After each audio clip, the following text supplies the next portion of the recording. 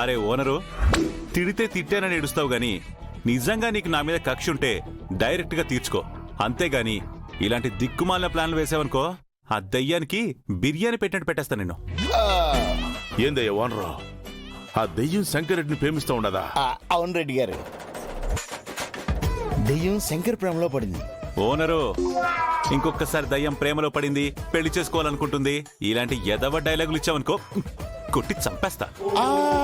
అలా అనకు శంకరు, నీతో ఎవరైనా ప్రేమలో పడతారు.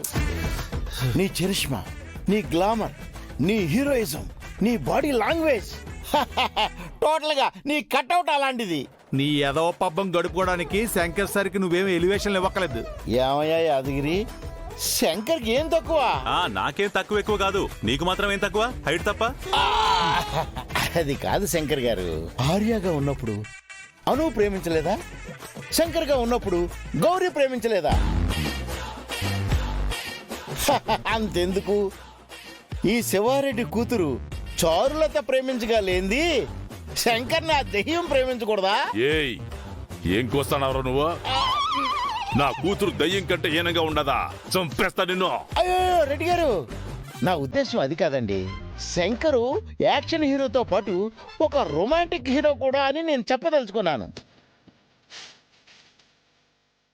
సో శంకరు దెయ్యంతో రొమాన్స్ చేసి వశపరుచుకుని పెట్లో పెట్టి బంధిస్తే ప్రాబ్లం సాల్వ్.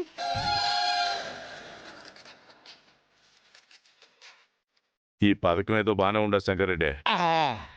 వెంటనే ఆ దయ్యాన్ని నీ ప్రేమతో వసిపరుచుకో. ఇదిగో శివారెడ్డి, నీకు కూడా ఏమైనా మైండ్ దొబ్బిందా? అంతేలే, 6 నెలలు సావాసం చేస్తే ఆడు ఈడవుతాడట. ఆ ఓనర్ గారితో తిరిగి తిరిగి నువ్వు కూడా అలాగే మాట్లాడుతున్నావు. సరే సరే, ఈ విషయాలన్నీ ఇక్కడితో వదిలేయండి కానీ, అవును బాబాయ్, ఇంతకీ నా తమ్ముళ్ళు మరదల్స్ ఎక్కడా? నేను ఇందాక నుంచి చూస్తున్నాను సార్, వాళ్ళు ఎక్కడా కనపడలేదు. ఎక్కడైనా దాక్కున్నారేమో. అవును బాబాయ్, కొంపదీసి ఆ దయ్యం ఏమైనా చేస్తుందేమో అనే భయంతో వీళ్ళు ఎక్కడైనా దాక్కున్నారంటవా? అరే పెద్దోడా, చిన్నోడా, శ్రావణి, సంధ్య ఎక్కడున్నారు? ఉలుకు పలుకు లేదేంటి వీళ్ళు? బాబాయ్ చూద్దాం పద, ఎక్కడున్నారో. ఓ శంకరం, ఏంటి? మనం నలుగురు కలిసి వెళదాం.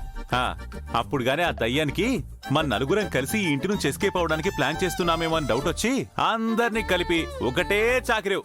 ఓకేనా నీకు? వద్దులే.